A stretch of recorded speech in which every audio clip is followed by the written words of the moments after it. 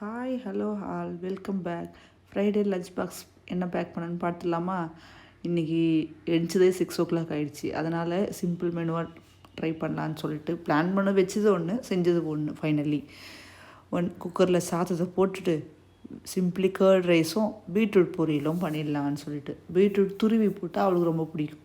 அதனால் இந்த காம்பினேஷனில் முடிச்சிக்கலாம் இன்றைக்கின்னு சொல்லிட்டு பீட்ரூட்டு பீலரில் சீவாமல் நைஃப்லேயே தோலெல்லாம் சீவிட்டு கழுவி நல்லா துருவி வச்சுட்டு சைட் பை சைடு அரிசி குக்கரில் போட்டு என்னன்னா தயிர் சாதம் குக்கரில் போட்டால் கொஞ்சம் குழஞ்சா மாதிரி வந்துடும்ட்டா இதுன்னு சொல்லிட்டு வெறும் கடுகு மிளகா பூண்டு தட்டி போட்டு தாளித்து விட்டுட்டா மிளகாத்தூள் எதுவுமே மசாலாஸ் எதுவுமே போடாமல் வெறும் தாளிப்பு மட்டும் கொடுத்துட்டு கொஞ்சமாக சால்ட்டு போட்டு இறக்கிட்டு அவள் சாப்பிட்ருவா.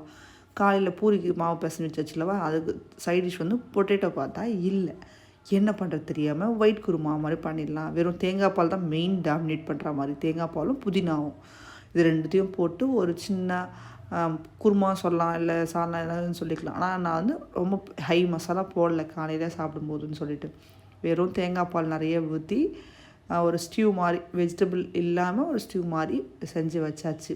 அது பார்க்கவே சூப்பராக ஒயிட்டாக நல்லா வந்துச்சுங்க. அது செகண்ட் டைம் செய்கிறேன், பசங்க விரும்பி சாப்பிட்றதால செஞ்சிட்றேன்.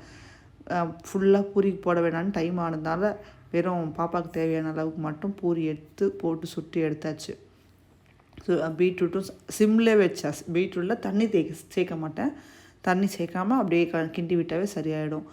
பூரி சுட்டுட்டு தாளிப்பு அந்த தயிருக்கான தாளிப்பு எல்லாம் ஒரு பக்கம் செஞ்சு வைக்கிறதுக்குள்ள பாப்பா அம்மா லேட் ஆகிடுச்சு ஏண்டா சரி நான் அவளை ரெடி பண்ண போய் அவள் தலையெல்லாம் வாரி குளிப்பாட்டி எல்லாம் முடிச்ச பிறகு வந்தால் நேற்று மாதிரி ஹஸ்பண்ட் சூப்பராக லஞ்ச் பாக்ஸ் பேக் பண்ணிட்டாரு.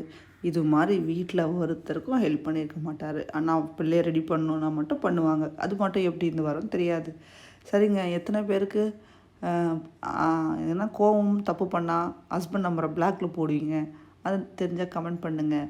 அவங்க செஞ்ச தப்பை உணர்த்துக்குன்னா போடணும் இல்லவா?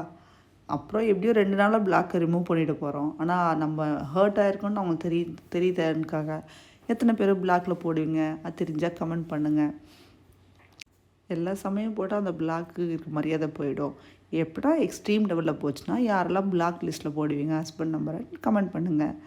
ஸ்நாக்ஸ்க்கு வீட்டில் காய்ச்ச கொய்யாப்பழம் இருந்துச்சு, அதை நீட்டாக கட் பண்ணி வச்சுட்டு காலையில் பூரியும் குழம்பும் சாப்பிட வச்சுட்டு அனுப்புறதுக்குள்ளே முடிஞ்சிச்சு. ஓகே, தேங்க்ஸ் ஃபார் வாட்சிங். பாய்.